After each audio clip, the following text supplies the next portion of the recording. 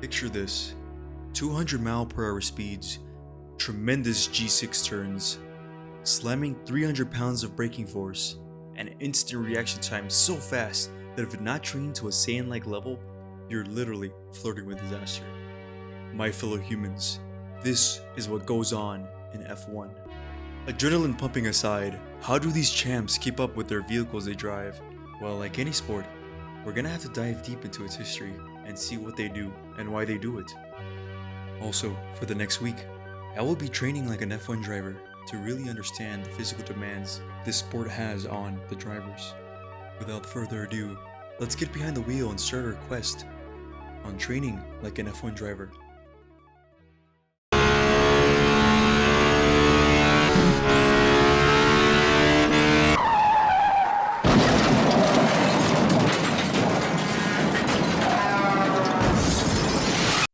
Okay, the video is not going to be as serious as the intro. Before we continue on, I do want to give some lore on why I'm making the video at all.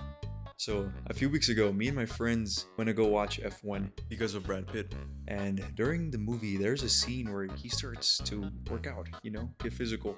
And there's this one thing where he was doing neck training. And with that, it just really all clicked that, hey, these guys have to be very physically fit and capable to drive these monster machines, they drive. And with that, after the movie, I started researching and I came across a few interesting things that they do for training and some logical things. Just to challenge myself, I started working out like them and it was pretty fun, especially cardio wise because I don't do a lot of cardio, so that's where we're gonna start off with first. So I had some background footage of me warming up from a run that I was gonna do on Monday and progressively do more throughout the week. Don't know how much they do, but I feel like their cardio has to be top notch because their heart rate's like 180, 190 from what I was reading. It's terribly fast.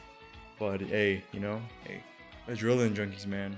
No disrespect though. I also like adrenaline. That's why I ride roller coasters sometimes. I haven't been to this one, but I wanted to use it. Yeah, it's a pretty nice park. Probably just because it's not a good hour to go to the park. It's a little hot, but besides that, honestly, everything's kind of pretty good. So, all right. But yeah, I'll catch you on the next clip. And so I began the run. Didn't start with too many miles on Monday, but throughout the weeks I started trying to hit 5 miles at least for 2 or 3 of the running days I had.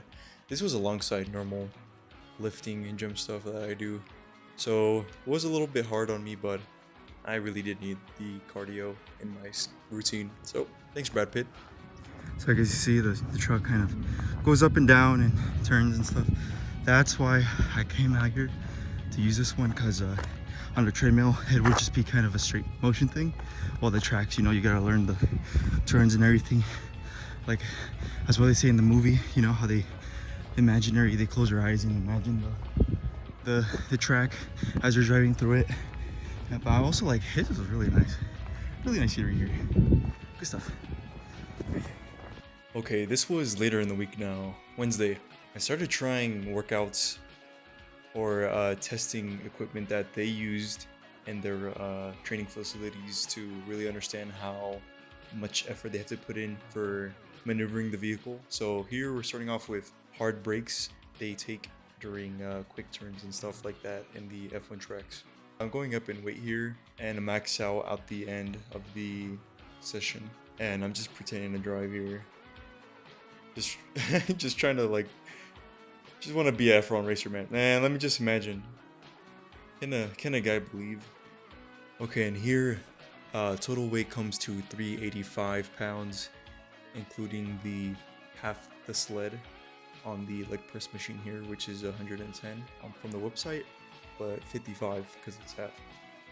And I'm doing it. Yeah, I'm just doing it. I assume this is obviously with hundreds and hundreds of breaks, it's gonna get real tiring. But yeah, dude.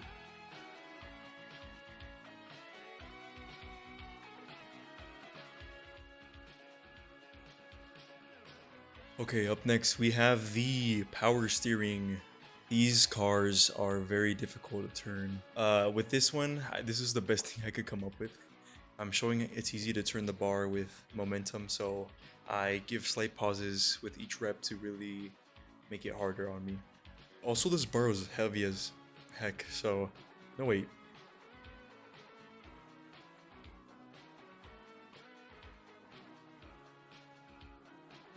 Oh yep, and I'm guessing I'm right at the end, but I keep pushing. Come on, keep going, keep going. Push it, push it, push it. Come on, one more, one more. Oh yeah. One more, one more. Oh, okay, he's done. Alright, good job, me. Okay, now we move on to the bread and butter, the neck training. This is very difficult, and no average person. Yep, there you go, I just failed it. The realization is setting in. Anyways, no average person can do this, and I am among the average.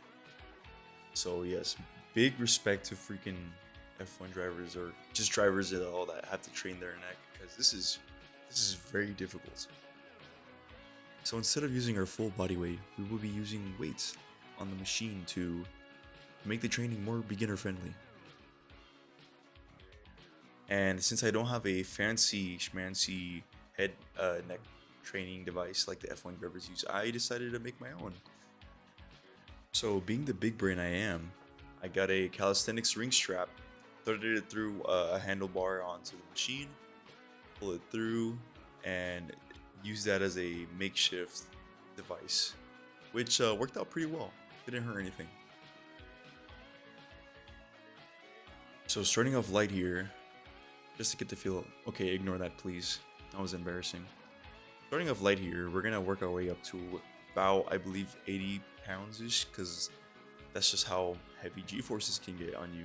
As you can see, I am not at all confident already at the starting weight. This is 20 and we're gonna be doubling it every time. So I managed to hold it up, cannot rip these out, so static holds is the goal. And this is very heavy. Hold it.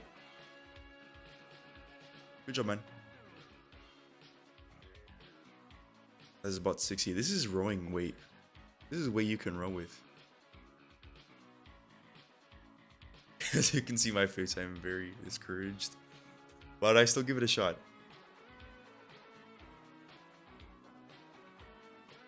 Hype myself up. I do not have music for this at all, which sucked but A.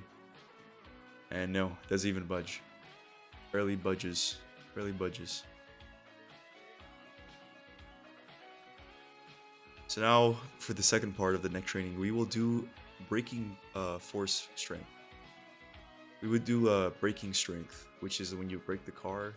You know, when you're driving and you hit the car brakes really hard and you kind of go forward. That's what this training is for, to try and prevent that a lot. Because when you brake at 200 miles per hour, it's no surprise your head's gonna launch forward and you can't see where you're driving, which is very bad and dangerous.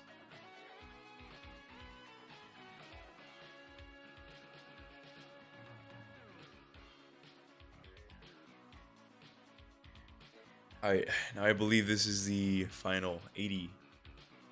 And as you can see, I am not very happy about it. But we're gonna give it a shot, and I cannot move it at all. I use my arm, nope, not that either.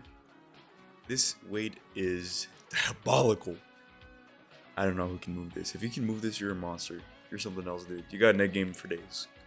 And also to train my heat endurance, like the drivers, I also used a sauna after every session.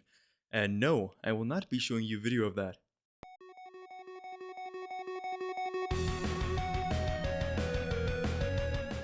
And we made it to the end of the video. Congratulations. This is my first video for the channel, so it's not perfect, but I will keep improving. I already have a few ideas in mind for my next few videos, so drop a follow and you'll see more dumb stuff that I'll do.